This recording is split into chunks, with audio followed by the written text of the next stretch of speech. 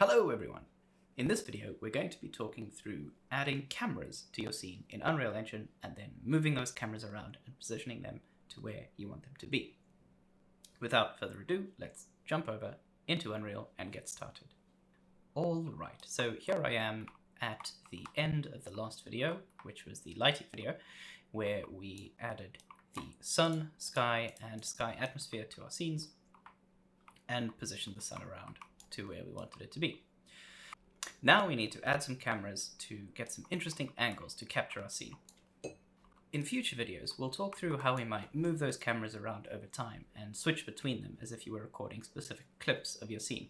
But for now, all we need to focus on is actually adding the cameras into the scene and moving them around, and maybe changing a couple of their settings.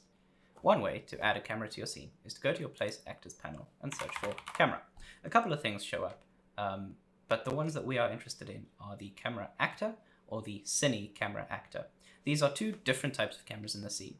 The Camera Actor is a very basic camera. If we drag this into the scene, we now have a camera, and I can select it in my scene, and a little window will pop up showing what this camera sees. So if I use the gizmo to move the camera around, the little window in the bottom right of my viewport will now show what this camera sees.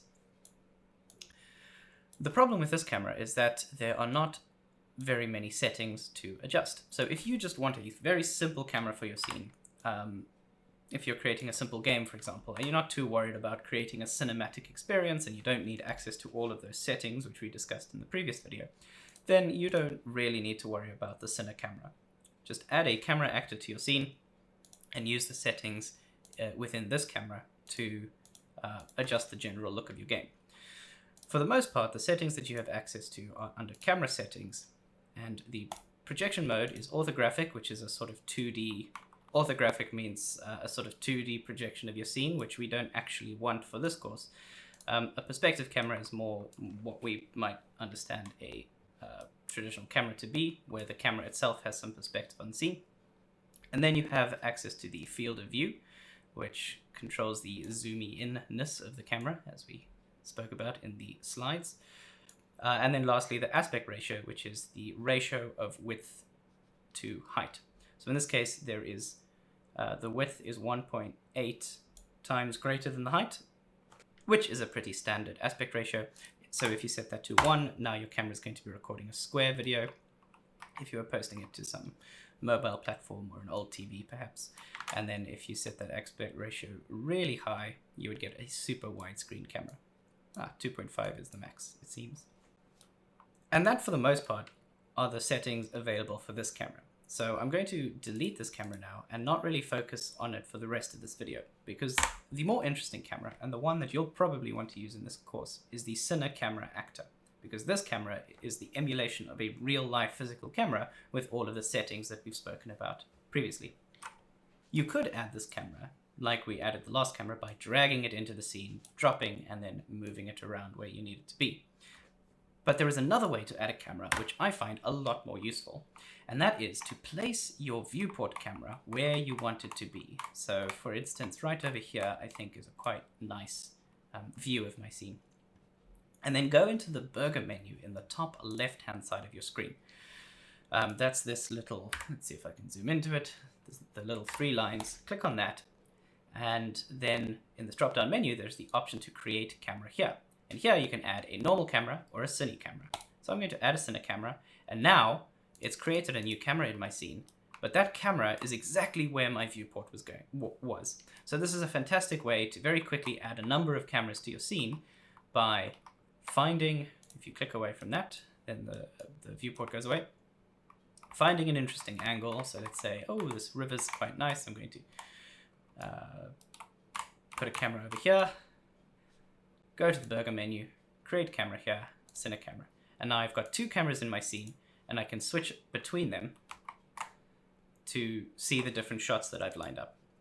So that's really all you need to know. If you want to add a specific camera at a specific shot, so let's say I want to add a 3rd camera, which is over here, looking down this path that I've got. I'm going to place the viewport where I want it to be, create camera here, and go Cine Camera Actor. And now I've got 3 cameras in my scene, at the 3 different shots that I wanted. Just so that I don't go crazy, I'm going to name these more specifically. Rather than 2, 3, and 4, I'm going to say this one is camera wide sunset, and this second one is camera, let's call it camera medium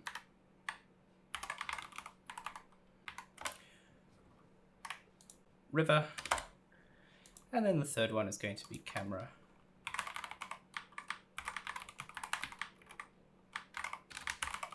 medium path.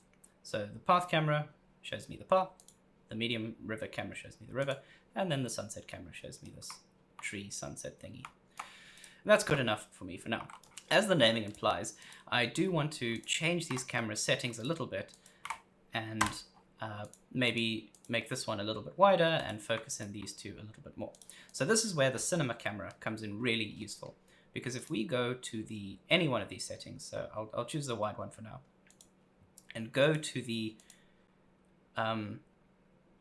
details panel. Well, I've just increased the font size. Hopefully that helps with the readability a little bit. So where are we? Here under the camera settings, there is a tab called current camera settings. And this is where you'll be changing the settings like focal length, focal distance, and aperture. The 3 settings which you will be mainly focused on here are focal length, current aperture, current focal length, current aperture. Let's see if I can zoom in here. Current focal length, current aperture, and current focus distance. Although focus distance is grayed out, and let's talk about that in just a second. So the focal length is currently at 25, so that's a 25mm camera. And if I drag that up, I'm basically zooming in my camera because I'm moving this from a wide focal length at a lower value to a more to a longer focal length at a higher value. So if you knew that you were emulating an 85mm camera, for instance, you could type in 85, and then what the camera sees is as if you have put an 85mm lens on your camera. And then similarly, the aperture, as we spoke about previously, a very low aperture is going to mean that your focal distance is really short. So in this case, because we haven't actually set our focal distance to be anything yet, the camera's just arbitrarily set it. And we can see that this view from this camera is quite blurry. Whereas if we raise that value to be something much higher, the image is now a lot crisper because that focal distance is a lot wider. So we can see a lot more in our scene, which is in focus. So right now I can set my aperture all the way down to 1.2 or all the way up to 22. Those of you who are really paying attention in the last video might recall that aperture is also supposed to change the brightness of the scene. And that is true, so this is just a little bit of an oversight on Unreal's part. We can change this aperture without adjusting the brightness of the scene. So that's one sort of extra power that Unreal gives us. We don't have to worry about the amount of light in our camera because, as I mentioned in the lighting video, we can change that brightness using the post-process volume. So if you wanted to increase the brightness of your scene, you would do that in your post-process under exposure. Under the exposure settings, there is the exposure compensation. So we could click on that and then increase the brightness of our scene by compensating and adding more exposure. But I like the brightness of my scene right now, so I'm going to leave it as it is and go back to my camera wide settings and take a look at the aperture and the focal length again. As I was saying, you can drag the aperture all the way down to 1.2 and all the way up to 22. And similarly with the focal length, you can drag that all the way down to 4, which is super wide, or all the way up to 1000. And 1000 is so zoomed in that you can't really see anything else in the scene other than this one single branch, which is pretty interesting. But what if I wanted to go more than 1000? What if I wanted to decrease my aperture less than 1.2? Right now I can't, and even if I type in a number like 0.5, it caps it at 1.2. And that's just because these settings are bound by a minimum and maximum under lens settings, where you get minimum focal length, max, min f-stop, and max f-stop. And those are the settings that we've got here. So if we wanted to set that min f-stop at 0.2, now we can go to our aperture and move that down to 0.2. Why you would want to do that, who knows? But you can get some really blurred out, out of focus images that way. I'm going to set mine at 1 for now, which is already really low, and set my focus distance length back to something a little bit more reasonable. I'm going to set it at 120 for now, for reasons which will become clearer in just a second. Alright, so we've covered focal length and aperture, but what about this focus distance? On a real life camera, you would set the focus distance on the lens. So you would measure your object that you want to be in focus, find out that it is 4 meters away, for example, and then set your focus distance on the camera itself at 4 meters. But right now, the setting is grayed out. And that's because there's a couple of different ways that we can set that focus distance in Unreal, and those settings are under the focus settings. So if we open up that focus menu, there are... The first focus method is manual, which exposes this setting right below it called manual focus distance, and this allows you to set a manual focus distance using a number. So I'm going to vaguely estimate that between my camera, which is over here, and my tree is about 10 meters or so, which is currently way too high. So this is like 1,000 meters. So this is set at 1,000 kilometers away at the moment. So I'm going to manually type in 10, and then because we work in meters, centimeters, I'm going to add an extra 2 zeros. So this is 1,000 centimeters or 10 meters. And now the scene has vastly changed, but it's not 100% right. Looks like I underestimated. So that tree is actually about 40 meters away. Really? 40 meters? Okay, I suck at estimating distances. So now the tree, because I've set my focus distance at about 35, 40, the tree is in focus and all the stuff behind the tree is out of focus. But then if I pull that back up to further away, the higher this is, everything in my scene is out of focus because it is in front of the camera's focus plane. The other option, which is right next to this manual number entry, is this eyedropper tool, which is really cool under the right circumstances. Unfortunately, it doesn't work with the foliage system, and because my tree is foliage, it's not going to work with that. But just to demonstrate what's happening, first of all, let's move the light a little bit further into the sky to show you a bit more of my scene. And let's add another camera over here, which is pointing at this character, in anticipation that it is some actor in a scene or something like that. So now I've got this Cine Camera 5, and I'm going to call this camera main character, and let's add a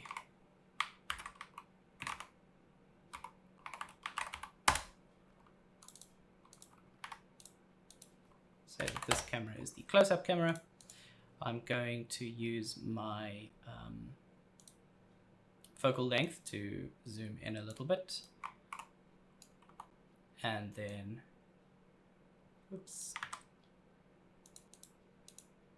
and then rotate this camera just a wee bit without snapping on. So I've turned snapping off to focus on the actor. All right, so now I've got this camera set up pointing at the actor, but as you can see, the actor is way out of focus. So let's go back to the focus settings, and I could manually drag this focus distance around and try to figure out what the right setting is. Or I can use this eyedropper tool to, if I click the eyedropper and then click somewhere in the scene, the focus will snap to whatever you've clicked on.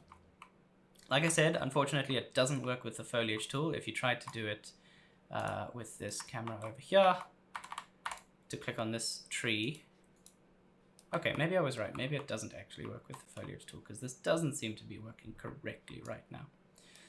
So I'm just going to go ahead and state for the record that this doesn't work with the foliage tool. What you need to do is click on a solid actual mesh inside your scene. So in the case of this close-up main character, I've had to click on the person on the character itself. This is great for if you have a static shot and nothing's moving, you can just set up your focus and forget it. But sometimes you want, especially if you have a game or a dynamic movie where things are moving around, you want to be able to follow the focus of something. So the other option under focus method is called tracking. And tracking gives you the option to, under tracking settings, track a specific actor. Oops, let me just go back to my main character camera. So a common practice here is to add an actor, going to your place actor scene. Add just a plain actor with nothing in it, so this doesn't have any geometry on it, which means that if you press G, so there's a little icon here, but if you press G, that goes away. So this is just an invisible scene anchor into your world, and I'm going to call this camera focus target or something. And then with my scene camera selected, go to the focus method, change that to tracking, and then select the actor to track by simply searching for the name that you've just created, which in my case is going to be camera focus target. And now I have this scene actor, which if I move to the general roundabout position of the actor, going back to my main camera, the main character is now in focus. And then if I go to my camera focus target and move it all the way back to this hill over here in my main character camera, the character is now out of focus. So this focus is now tracking where this object is going to be. This whole process has been a little bit tedious because every time I want to see what the camera sees, I have to click on the camera and then wait for this window to open up. And then if I click something else in the scene, like this focus target, because I'm no longer selecting the camera, the camera view goes away. So that's a little bit annoying. And just like with the lighting setup, it would be handy if there was a way to be able to see what the camera's seeing without actually having the camera selected. And there is a way to do that. It is called, if you right click on the camera, it is called piloting. So if you pilot this camera, and the shortcut is Control-Shift-P, then the view of your scene changes to what that camera sees. And you can select anything in your scene, just like you can in the normal game view, but now you're seeing it through this specific camera's eyes. So that's really helpful, but it's also very dangerous because if I was to move around as if I was adjusting the viewport, I am now actually changing the settings of this camera. So for instance, let's just put this camera below the ground so that you can see what I'm talking about. This camera is now far below the ground, and to unpilot, you just press the eject button at the top left-hand side of the screen. And now I'm no longer piloting the camera, but the camera itself, if I click on it, is way underground. So it's all the way down there under the ground. And that's because while I was piloting it, I moved it. So any changes that you make while piloting the camera are going to be saved to the camera itself. This can be really useful because you can plan out your shots like this. So I'm going to frame up my actor quite nicely over here. But it does mean that if you accidentally move it while you're piloting the camera, those changes are going to be saved. You can easily tell that you're piloting the camera because these black letterbox bars appear because this camera has a specific aspect ratio set by the film back. So if I change that to IMAX, I've now got a different aspect ratio based on what the IMAX cameras record. I'm going to set that back to 16:9. All in all, just be aware of when you are piloting a camera because you will be changing the position and rotation of that camera. The other thing that piloting this camera is useful for is setting your focus. So I've got this actor in the background, this camera focus target, and now I can use the camera's, the focus target's position to set my focus target without having to switch back and forth between the camera and the focus target. So this is a great way to both set the frame of the camera using the tools of moving cameras around that you're familiar with in Unreal, as well as set your focus targets. In this mode, we could also go to the camera's focus settings, and under manual, this is actually a lot easier to do than previously, you can use the manual focus distance dropper to set the focus this way while you're piloting the camera. So in fact, I'm going to go do that for all of my different cameras. Let's go to the river camera. I'm going to right click and pilot, and then use this manual focus method to focus on this rock over here. Then I'm going to go to the path camera, right click on that, pilot that. Maybe I'll readjust the focus, the framing just a little bit. Use the manual focus dropper, focus on this rock, etc, etc, etc. So piloting the camera is a great way to set up everything that you need for both the frame as well as the focus. There is one more tool that I will just mention before we leave, even though for this course it's not super useful, but it does come in useful in a lot of different settings. So let's take the close-up main character and open up the camera settings again. And right at the top of current camera settings, there is an option called Look at Tracking Settings. If you enable Look at Tracking, your camera's going to freak out and show you something completely unexpected. So this is a very dangerous tool to use because it will ruin whatever shot you've already set up. But it does allow you to track specific actors. So in this case, I'm going to go back and select my camera focus target again. And that's that object which was in the scene over here. And just pay attention to what happens to this camera when I start moving this actor around. The camera is basically trying to follow and keep that actor in frame. What's very dangerous here is if I was to go into the camera actor and then try to start moving this around, because these effects are basically compounding on top of one another, it can get a little bit disconcerting. So I don't recommend piloting the camera and using auto tracking at the same time. So I'm going to unpilot that. And this is just a way to be able to keep something in your frame. This is super useful if you have a game and you're trying to follow a character around, or if maybe you're creating a racetrack and you have all these cars zooming about. This is one way to keep anything specific in your scene in the frame. There are a lot of different settings here to customize the way that the camera follows whatever you're tracking, such as the interp speed, which is basically how far behind the camera lags. So this way you can get a little bit more of a smooth motion versus something that snaps instantly, as well as a relative offset. So if you wanted to make sure that the object was always in the sort of top left-hand corner of your frame rather than direct center, you could use this relative offset for that. Depending on what you are doing in your virtual worlds, this setting could be super useful or it could be completely useless. And for me, because I'm just setting up a couple of different still images at the moment, I'm not going to worry too much about the look at tracking. In fact, before I forget, I'm going to turn it off for this camera. Otherwise, I will be confused later. That's pretty much all you need to know in terms of setting up the cameras for your scene. What I encourage you to do now is fly around the scene using your scene view camera.